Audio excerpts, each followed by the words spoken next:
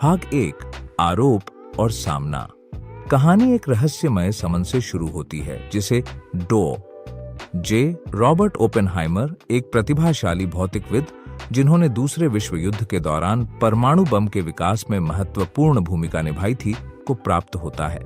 समन उन्हें चौंका देता है जब वे गुप्त सरकारी समिति के सामने पेश होने के लिए बुलाए जाते हैं।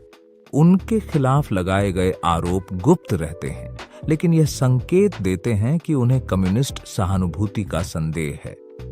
फिल्म शानदार ढंग से वर्तमान काल की सुनवाइयों को ओपेनहाइमर के जीवन के महत्वपूर्ण क्षणों को दिखाते हुए फ्लैशबैक के साथ जोड़ती है। फ्लैशबैक प्रारंभिक वर्ष। हम 1930 के दशक में ले जाए जाते हैं, जब ओपेनहाइमर कम्युनिस्ट संगठनों और व्यक्तियों से जुड़े हुए थे।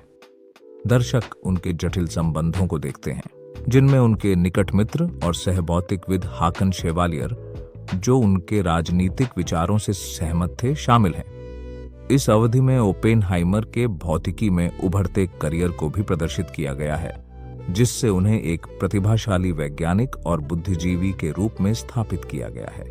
Flashback 2 Manhattan project. फिल्म विश्व युद्ध के उन्मादपूर्ण माहौल में सहज रूप से परिवर्तित हो जाती है।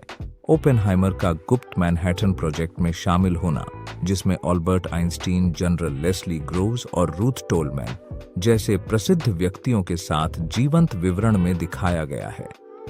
परमाणु बम के निर्माण और उपयोग के चारों ओर नैतिक दुविधाएं उभरती हैं, जो बाद में ओपेनहाइमर को परेशान करने वाले संदेह के बीज हैं। भाग 2 तीव्र सुनवाइयां। वर्तमान में वापस आते हुए दर्शक सुनवाइयों की तीव्रता में डूब जाते हैं। रॉजर रॉब, एक निरंतर पूछताछ करने वाला, और डेविड हिल, एक वैज्ञानिक जो ओपेनहाइमर के राजनीतिक रुख का विरोध करते हैं, जैसे कई पात्रों ने तनावपूर्ण और भावुक माहौल में अपना योगदान दिया। निरंतर प्रश्नोत्तर और पारस्परिक परीक्षण ने ओपेनहाइमर के चरित्र और लचीलापन की गहराई को प्रकट किया। भाग 3 व्यक्तिगत अशांति और संदेह। सुनवाइयां आगे बढ़ती हैं। ओपेनहाइमर का व्यक्तिगत जीवन बिखरने लगता है। उनकी पत्नी किट्टी उन्हें समर्थन देने की कोशिश करती हैं, जबकि वे अपने आप में संघर्ष करती हैं कि उनके कम्युनिस्ट समूहों के साथ संबंध कैसे हैं। फिल्म ने सुनवाइयों के ओपेनहाइमर परिवार पर भावनात्मक बोझ और उनके रिश्तों पर दबाव को अन्वेषण किया है। भाग 4 फैसला और परिणाम। फिल्म अपने चरम पर पहुंचती है जब समिति अपना फैसला सुनाती है।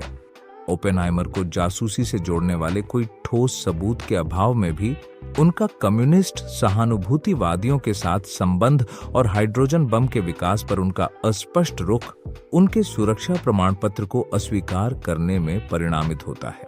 इस तबाही खराब झटके ने उनके कैरियर और प्रतिष्ठा को नुकसान पहुंचाया और ओपेनहाइमर और उनके समर्थकों को चौंका दिया। भाग 5 चिंतन और विरासत। फैसले के बाद ओपेनहाइमर अपने विकल्पों और विज्ञान और अपने देश के लिए उन्होंने जो गहरे बलिदान दिए, उन पर चिंतन करते हैं। फिल्म उन नैतिक प्रश्नों में गहराई से उतरती है जिनका सामना उन लोगों को करना पड़ता है जो इतिहास को आकार देते हैं। यह ओपेनहाइमर के वैज्ञानिक योगदानों की जटिल विरासतों को भी उजागर करती है और उन सवालों को भी उभारती है जो मानवता के अपने भाग्य पर अपने प्रभाव के बारे में उठाती हैं।